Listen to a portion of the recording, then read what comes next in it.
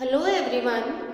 Up till the last video we have discussed about the S block elements, their properties, their characteristics. Now we are going to start with some of the P block elements.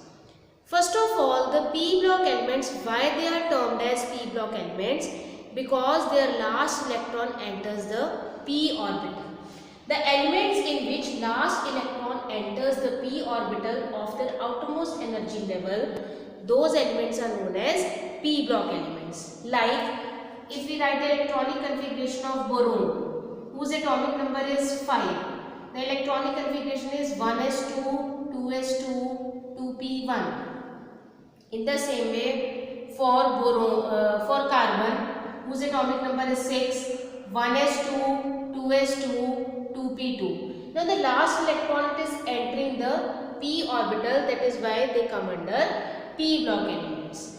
Group 13 to group 18 they belong to p block element. हम periodic table देखें तो उसमें at the extreme right to my extreme right the group 1 and 2 they are there. We have discussed then that group 1 and 2 they belong to s block elements because their last electron enters the s orbital. Coming to the extreme left of my side, from group 13 to group 18, all the groups they belong to p block because their last electron enters the p orbital. The p subshell which starts here, it has 3 degenerate orbitals. Degenerate means of same energy. px, py and pz. These 3 orbitals they come under p subshell.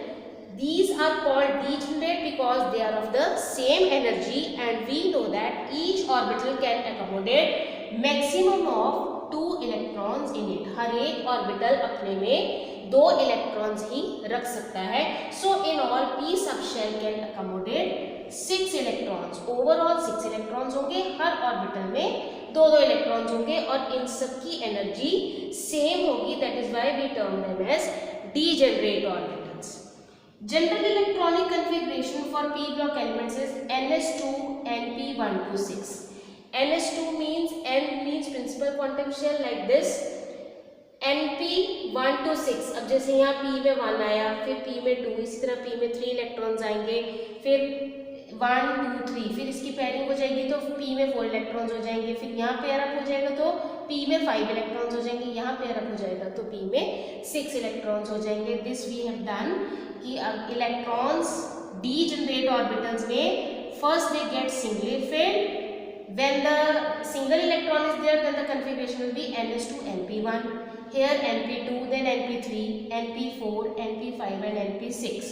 So the variation is from ns2 np1 to 6, क्योंकि p में और electron तभी आएगा जब s fully filled हो जाएगा.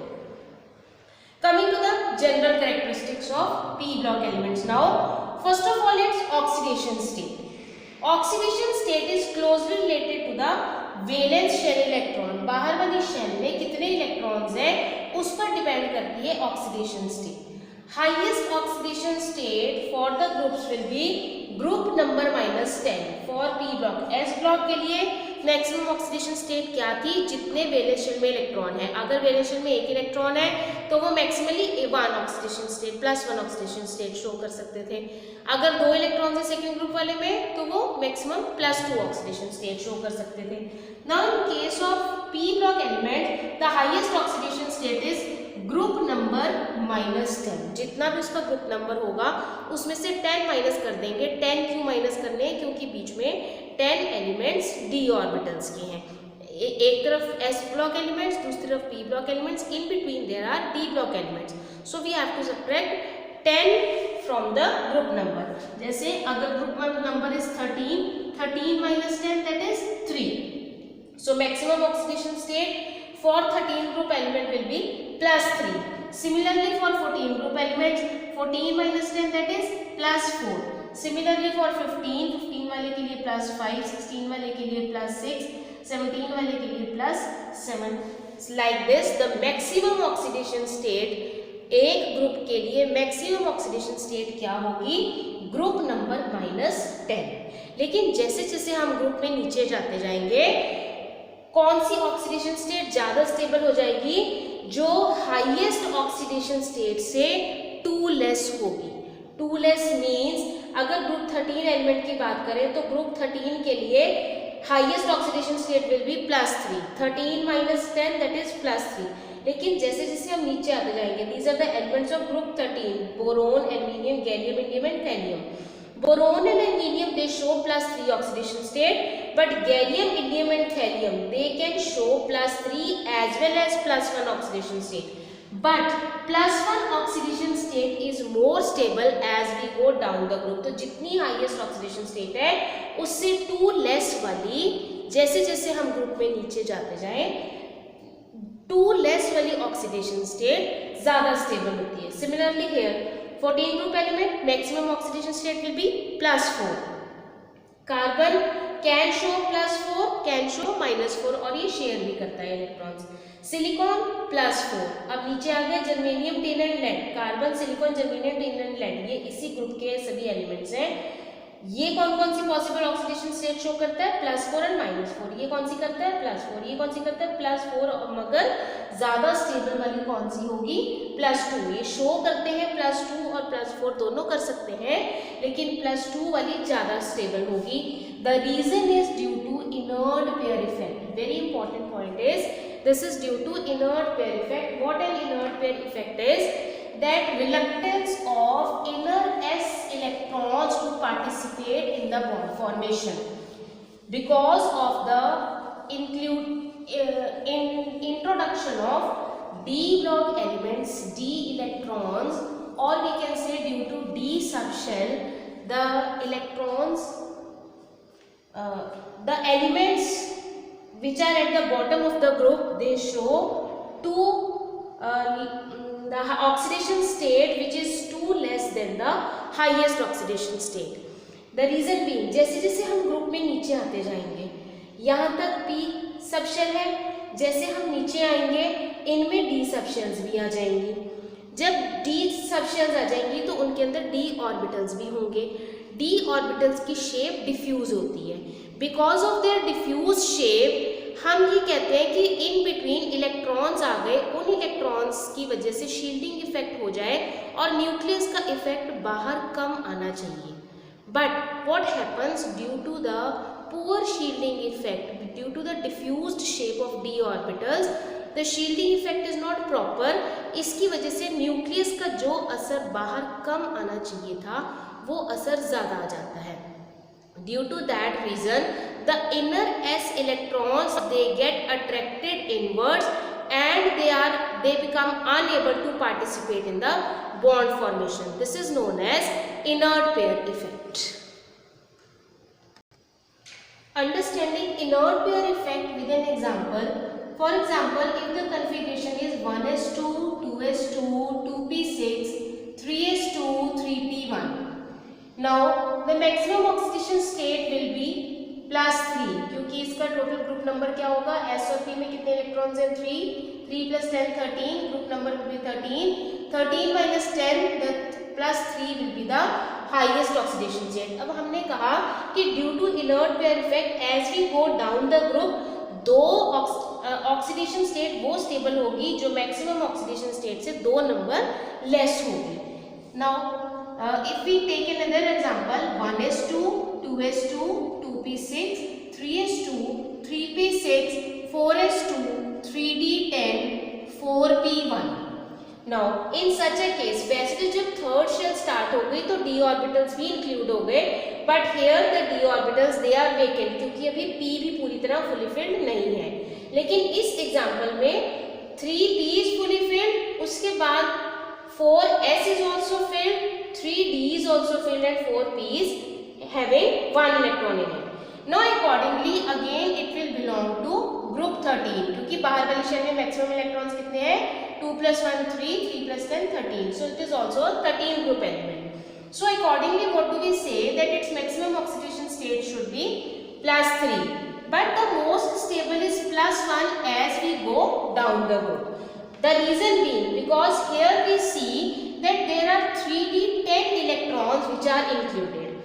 These d orbitals they are of diffused shape. In इनकी shape diffuse होने की वजह से ये इन इलेक्ट्रॉन्स को पार्टिसिपेट नहीं होने देते, क्योंकि इनके इंक्लूड होने से अट्रैक्शन, हम सोचते हैं कि थर्ड शेल में 3s 3p 3d सब शेल्स आ गई, उनके आगे उनके ऑर्बिटल्स आ गए, तो न्यूक्लियस का इफेक्ट बाहर कम जाना चाहिए, लेकिन क्योंकि इनकी शेप डिफ्यूज्ड होती है, प्रॉपर नहीं होती, इसलिए न्यूक्लियस का अट्रैक्शन बाहर ज़्यादा चला जाता है। Due to that increased attraction these electrons they become unable to participate in the bond formation. Due to this reason these two electrons ये bond formation में participate नहीं कर सकते, तो क्या बचा, this one is the only electron जो bond formation में participate कर पाएगा। इसलिए जैसे जैसे हम नीचे जाते जाते हैं वैसे वैसे 2 ऑक्सीडेशन स्टेट जो मैक्सिमम ऑक्सीडेशन स्टेट से 2 लेस वाली होती है वो ज़्यादा स्टेबल हो जाती है। In the same way here the maximum oxidation state is of +4, stable one is +2। और कौन कौन सी maximum possible oxidation states हैं, जैसे ग्रुप 15 में नाइट्रोजन +5 से लेकर -3 तक की अलग अलग तरह के कंपाउंड्स बना लेता है, इसलिए ये +5 से लेकर -3 तक सभी ऑक्सीडेशन स्टेट्स शो कर सकता है। फॉस्फोरस आर्सेनिक +3 +5 एंड -3, नीचे गए तो +5 एंड +3, 15 ग्रुप एलिमेंट था, मैक्सिमम +5 और ज़्यादा स्टेबल वाली कौन सी, +3। तो कई बार ऐसे भी क्वेश्चन आ जाता है कि BCl5 और BCl3 में से कौन सा ज़्यादा स्टेबल होगा, या BiCl5 या Bi जो भी इनके कंपाउंड्स बनेंगे, जैसे PbCl4 और PbCl2, PbCl4 जल्दी ही PbCl2 बना लेगा, the reason you have to tell the reason. तो आप उसमें क्या बताएंगे कि +2 ऑक्सीडेशन स्टेट इज ज़्यादा more stable as compare to +4 oxidation state, इसलिए Pb +4 से +2 में कन्वर्ट हो जाता है। So compounds in which Pb is in +2 oxidation state is more stable, तो जो +4 वाले होंगे वो जल्दी ही +2 वाली में कन्वर्ट हो जाएंगे। Starting with the metallic and non metallic character, as we move from left to right in the periodic table from S block to P block elements, from this to this side the metallic character decreases। जैसे जैसे हम इधर से इधर जाते हैं periodic table में, the metallic character decreases, means within the period the metallic character decreases, and down the group because the tendency to lose the electrons increases, क्योंकि जैसे जैसे हम नीचे जाते जाते हैं आयनाइजेशन एनर्जी कम हो जाती है। क्यों कम हो जाती है, क्योंकि एटम का साइज बड़ा होता जाता है।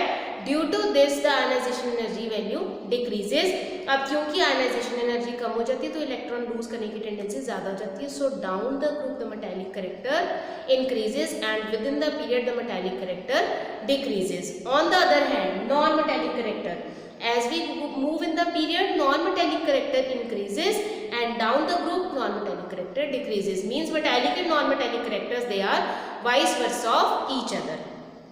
This group also include the elements which shows the properties of both metals and non-metals and they are known as metalloids.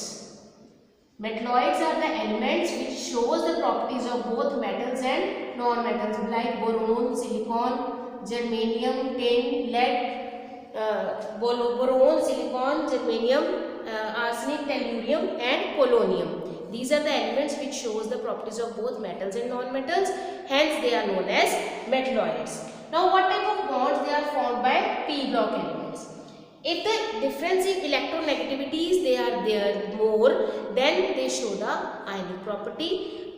Metal और नॉन मेटल के बीच में अगर p block एलिमेंट का एलिमेंट मेटल्स के साथ बॉन्ड बनाएगा तो मेटल एंड नॉन मेटल्स इनके बीच में जो बॉन्ड बनेगा that will be ionic. The bond between non metals it will be covalent. जैसे हम कहें कि क्लोरीन क्लोरीन में बॉन्ड बनेगा तो ये कोवेलेंट बॉन्ड होगा और NaCl में बॉन्ड बनेगा तो ये आयनिक बॉन्ड होगा। In the same way about the oxides of metals and non-metals, metallic oxides we have discussed that they are basic in nature. Non-metals they also react with oxygen to form non-metallic oxides and non-metallic oxides they are acidic in nature like CO2. On dissolving it in water it will give rise to H2CO3 which is carbonic acid. Now this is an acid. Water acquires the properties of the substance which is added to it. पानी उसी की properties acquire कर लेता है जो उसमें डाला होता है. तो अगर ये एसिडिक है तो means this is acidic in nature and carbon is a non-metal. So non-metallic oxides, they are acidic in nature as well as they are also neutral in nature. So metallic oxides, they are basic in nature and non-metallic oxides, they are acidic in nature. And as we go down the group, the basic nature decreases. जैसे जैसे हम नीचे जाते जाते हैं basic character decrease होता जाता है. Now next we will discuss the physical properties of the general physical properties of p block elements. Thank you.